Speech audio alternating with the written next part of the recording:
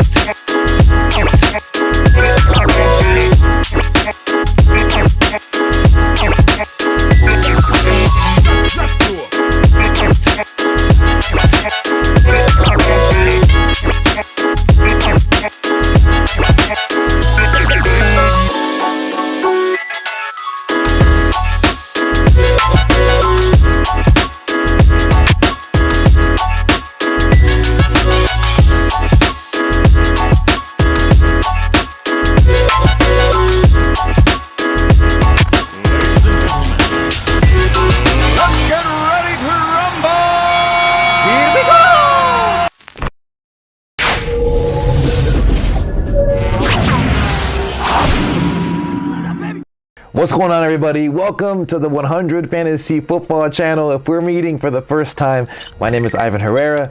The purpose of this channel is to bring purposeful community to fantasy football, and I'm really excited that you're all here today. Do me a favor, hit that like button for me. That would mean so much to me, as well as that subscribe button, so that way you're always notified whenever I go live or whenever I make uploads. Typically I go live once a week, and then I upload a few videos on Sunday. Now if you're seeing something a little different about me, number one, I shaved the beard off. A few of my coworkers and I were doing a no shave November. I've had the beard on since 2015, never shaved it off, so I feel really weird, but I'm really excited to be here. This is the quick breakdown of what we got going on. The show breakdown, we're going to be going over all the injuries that are coming up in week number 8. We're also going to be going over the players that I love coming up with all these matchups, and then I'm going to do something a little different. Typically I go over bold predictions and everything, but we're now entering the middle of the season, and there's some players that you may need to just cut bait from, players that you've drafted that you thought were going to pan out for you that just haven't. So we're going to be going over all that. I have a few players that I'm already cutting from most of my teams, but I'm also maybe on the fence on. So we'll talk these things through, and then at the very end I'll open it up for some Q&A. So be sure to take part in that, and let's go ahead and get to it. So the injuries that we have for week number 8. So here you go. Injury news for week number 8 continues as we look at some of the heavy hitters that are popping up, and I don't think none bigger than, of course, that of Dallas quarterback Dak Prescott. He has popped up into the injury report, and it seems like, based on what we're hearing, that he may be sitting this one out. Now, the thing is, Dak Prescott and the Cowboys, as much as I possibly hate to say this, are having a phenomenal season, but as a Philadelphia Eagles fan, you got to recognize whenever a team is doing well, and Dallas Cowboys are doing awesome, and that is because of who is under center, of course, Dak Prescott. Now, based on what we're seeing in all the tea leaves, it sounds like because of how well they're doing and how they don't want to risk Dak Prescott getting hurt even more, he may be sitting out. If being that we play fantasy, and of course as an analyst, I'm making my best bet, I would assume that he's not going to play, just because, you know, they're 5-1. They're all things are going well for them, and I think the cost reward, you know, the cost benefit, it just weighs far more greater if you set Dak out to make sure that he gets the healing that he needs. So if you were to miss, you still start most of your players for Dallas, all the skill position players. Like for instance, you still play CeeDee Lamb with confidence. You still play Ezekiel Elliott. So I wouldn't worry about them. Now going forward, there is also some more injury news to go into. And of course, Antonio Brown is going to sit one more week. Again, that report came in the middle of the week. So expect Chris Godwin to continue to get a pretty good target share. Same with Mike Evans, who's really benefited the last couple weeks with Antonio Brown being out. Next, Rob Gronkowski is going to be back after missing a couple weeks with the injury that he had, but he's going to be coming back. So expect Gronk to get acclimated, especially because they didn't rush him back. Now, one of the ones that I'm really nervous about, being that I have a pretty good amount of fantasy equity in this player, that's Austin Eckler. He's had a phenomenal season right now. He's top 5 running back in 2021. He's right now questionable after suffering a hip injury, what seems like took place on Wednesday. The Chargers are coming off a bye week, so this is a little bit concerning that he would have some kind of injury flare up. But so far, he did participate in practice, they were saying on Friday, and he did feel really good based on what the coaching staff was saying. So we'll see what that looks like. Unfortunately, for those of you that may have invested like myself in Austin Eckler, he doesn't really have a reliable handcuff. I mean, he has Joshua Kelly as well as Justin Jackson behind him, but there isn't much confidence that you get, like if, say, for instance, you had a Alexander Madison if Dalvin Cook got hurt, or even a Tully Pollard if Ezekiel Elliott got hurt. So that's why I always say that not all backups are all cut the same, where you can rely on them to take that the amount of work that the star may be taking on, like for example Austin Eckler. So if Austin Eckler is hurt, I would highly recommend you go somewhere else for a backup plan, not necessarily Joshua Kelly as well as Justin Jackson. Now it was officially reported that both Saquon Barkley as well as Kenny Golladay are going to be out for week number 8, so I expect another good week for Devontae Booker. He's been phenomenal. He's gotten the volume, and as you know, volume is king in fantasy football, so expect Saquon to continue to allow Devontae Booker to shine with his injury. And Kenny Golladay, man, this is a tough one. Kind of reminds you of the injury season the injury plagued year he had last season. So this is gonna be a tough one. And the last one, or the last couple we have here, Dawson Knox, tight end for the Buffalo Bills, who's had a phenomenal season, is gonna also be out. He's been dealing with the injury, and then I mean, he had a fractured hand, so he may be gone for a little bit longer. And then Tyrod Taylor was also going to be out as well. So Davis Mills is going to be still under center going up against the Los Angeles Rams. So this matchup does not really excite me. If I could fade away from some players like Brandon Cooks, for sure any other running backs, I would do so. So that is really the take that I have going into week number 8 for injuries. Now we're going to get into the players that I love going into week 8. And my first player is Jalen Hurts. And so, okay, Jalen Hurts is the perfect example, and we saw this exact same example when Tim Tebow, where in real football, the production really isn't all there. But in fantasy football, because of the kind of production that Jalen Hurts can get you on the ground, he is fantasy gold. And it may look ugly, but he gets the job done for fantasy football. He is going up against the Detroit Lions, who are the 3rd worst ranked defense in fantasy. I expect a huge game for Jalen Hurts, who's yet to have under 20 points in fantasy.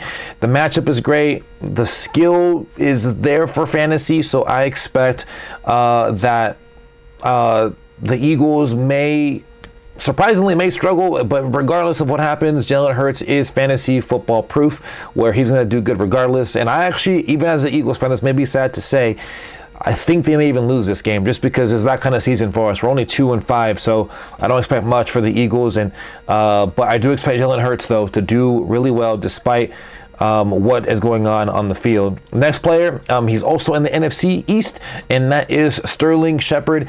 As you know, it's no mystery. Kansas City, their defense, one of their main weaknesses is in fantasy is 2 things: their secondary and the amount of production that they allow for quarterbacks to do well on.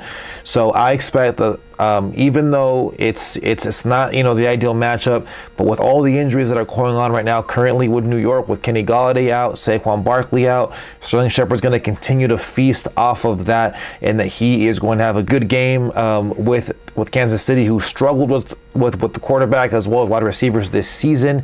They are the second worst defense when it comes to facing the quarterback, and they are in the middle of the pack when it comes to wide receivers. And look, Sterling Shepard has had a phenomenal year. He's had a great healthy target share. With all the injuries going on there, I expect the target share to still be there. He's had 9 or more targets in 3 of the last 4 games that he has played, so I expect Sterling Shepard to have a good game going up against Kansas City in Week 8. Now, another player that I absolutely love is Jerry Jeudy. This is a player that I expected to have a breakout going into his second season. Reports are that he's been progressing in the right direction, and I like that also Denver, they haven't really rushed him back. And the thing is, Jerry Jeudy, he's probably one of already the best route runners in the NFL, and he was already showcasing so much of his talent in Week 1 when he caught 6 of 7 receptions for 72 yards going up against the Giants. I like the matchup going up against the Washington football team. They are the second worst fantasy football defense going up against the wide receiver. And the thing is, I just like everything that we're seeing right now with the situation. And a little bonus stat too, Teddy Bridgewater has thrown multiple touchdowns in 5 of his last 7 games. And I expect that now with Jerry Jeudy back, that just opens up the playbook a lot more for Denver, which gives Teddy Bridgewater another opportunity to throw to another valuable weapon aside from just Cortland Sutton and Noah Fant, as well as the upcoming skill set of that Javonte Williams, as well as Melvin Gordon. So I expect that with the plus matchup, with the opportunities, Jerry Jeudy will have a phenomenal week in week number 8. Another player that I'm really high on, and I was high on this season, who I do have in multiple teams, is Michael Carter. Michael Carter, in 4 of the last 6 games, has seen double-digit touches. He has also been involved in double-digit receiving yards during that span, and because of the PPR value, he's just continuing to also showcase that he was able to have 3 straight games with double-digit fantasy points. And the thing is, he's going up against the Cincinnati Bengals, who also give up the most receptions to the running back so far in 2021. So the matchup, I think, is ideal. Plus, I love the skill set, so I expect Michael Carter to be heavily involved and to also be heavily effective in week number 8. And I usually go only 3 players for this one, but I like the matchup as well as the player going into week number 8, and that player is Alex Collins from the Seattle Seahawks. I believe that Alex Collins this upcoming week going up against Jacksonville is one of those things where you have the perfect matchup, you have the perfect opportunity, and that blends with the perfect storm, which is why I think that Alex Collins is a plus start for week number 8. The thing is, in the 3 starts that he's filled in for Chris Carson, he's been phenomenal. He's had 15 or more rushes in 3 straight games, and even though he's not utilizing the passing game as much because they have DJ Dallas, because they have Travis Homer, and even Rashad Penny in the mix, maybe also throwing a little bit of a wrench in the works, Alex Collins is still getting the volume on the ground, which is what makes him really valuable. And that's why even going up against Jacksonville, who is a bottom 10 defense against the run, this just opens up more for Alex Collins, for him to be heavily utilized. And especially because I think that they're going to be, Seattle's going to be, really leading in the game. They're going to obviously utilize Alex Collins to run the clock out, being that I believe that Trevor Lawrence is going to have a really tough time playing up there in Seattle. It's not the most ideal place to play for a rookie. So I think that just basically bodes well for Alex Collins to have a phenomenal week in week number 8.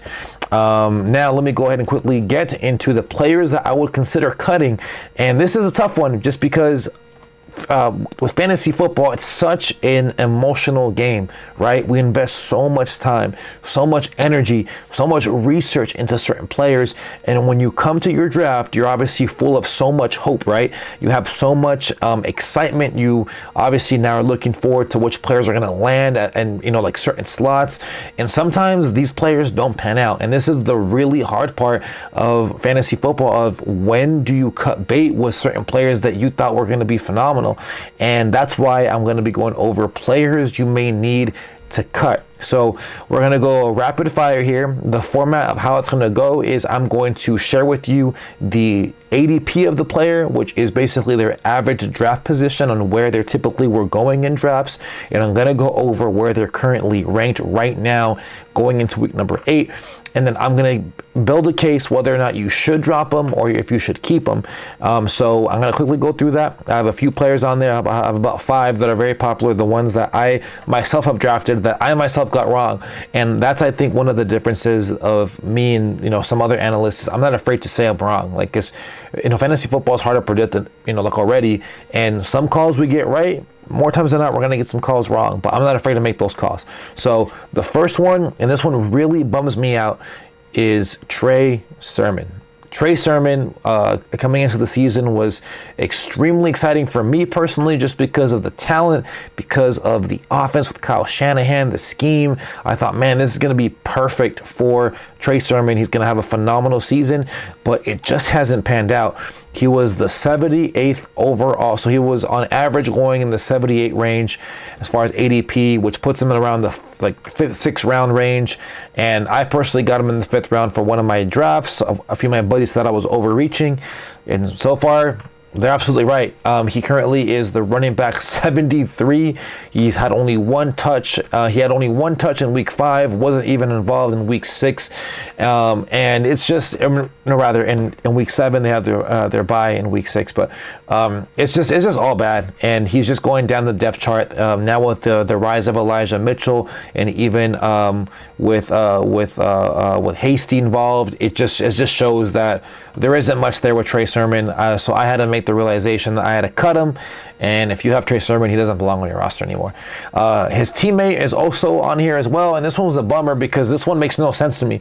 And that is Brandon Ayuk. Brandon Ayuk was going overall 61 in ADP. That's in the 4th, 5th round. That's really high.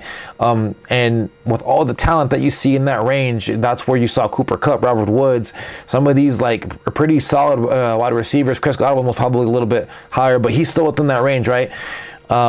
He's someone that is just absolutely just been a heartbreak, and it's crazy. He's currently right now wide receiver 94. He's had 4 games with single-digit outputs, so he hasn't even hit the double-digit mark more than twice this season, and that's just obviously depressing because last year he was like lightning in a bottle in his rookie season. But unfortunately, I don't know what's going on over there with Kyle Shanahan. He has both of these players in the doghouse, so both of them for me are cuts that don't belong on fantasy football rosters. The next one is Ronald Jones. So going into the season, I thought with Leonard Fournette and Ronald Jones, the one you wanted to get was Ronald Jones. But man, have I been wrong with that one. I mean, Leonard Fournette has just been utilized in the passing game. He's been used a lot more. And Ronald Jones just isn't there. He was drafted 88 overall on ADP. Currently, he's running back 67. He's only had one game with double-digit touches, so he's just not getting the work. And because of that, he just doesn't belong on your fantasy football roster. So you can cut bait with Ronald Jones Jr. And the next player I have 2 more. And the last one I'm more on the fence on, which is why I saved him for last. But the next one is Tyson Williams. With all the injuries that Baltimore saw, with, of course, you had J.K. Dobbins out, then you had Gus Edwards go out too, and then with the signing of Latavius Murray, Le'Veon Bell, and Devontae Freeman, Tyson Williams was the one that did phenomenal in week 1 versus the Raiders, but we haven't seen much production ever since. And last week I think is a prime example of that, because last week both Devontae Freeman and Le'Veon Bell each got 20 more snaps than him in that game, which just shows you where he's currently ranked in that depth chart. And because of that, just don't even bother. He's not worth the roster spot. Not even consider. Cut. I'm telling you right now, cut Tyson Williams. He doesn't belong on your fantasy roster. You can find upside somewhere else. Let go of him. He's good to go. Now, the last player, this is a tough one because I still have him in a couple of rosters, and I'm still on the fence on this, so I'm not going to tell you to fully cut him. And this is Robbie Anderson. So Robbie Anderson, he was drafted 76 overall on average, which puts him around that 6th round, 7th round range. phenomenal value there just because of the fact that he got so much volume last season, and he's still getting the volume right now. He's currently wide receiver 62, and this one's tough because in the past 4 games he's had 7 targets or more. 2 of those 4 games he's had 11 targets, and it's just nuts because he hasn't had over 57 yards this season. He did that only once in week 1, and that was his only reception, as well as it was 1 reception for 56 yards, for 57 yards, and it was a touchdown. So Robbie Anderson for me isn't a cut, only because the target share is there. However, if you need the roster spot, I wouldn't look at you sideways if you cut him. But this one's rough just because, man, like, you really thought he was going to put up some big numbers this season. I mean, and Teddy Bridgewater was able to sustain 2 wide receivers with over 1,000 yards, and that was, of course, both DJ Moore and Robbie Anderson, but we're just not seeing it, and that's just really the unfortunate part. So thank you so much for making it to the very end of this video. If you found value in it, I please would highly appreciate if you hit that like button, subscribe as well, so that way you know whenever I drop a video. As always, best of luck to you this weekend, and have a safe, happy Halloween, and keep it 100.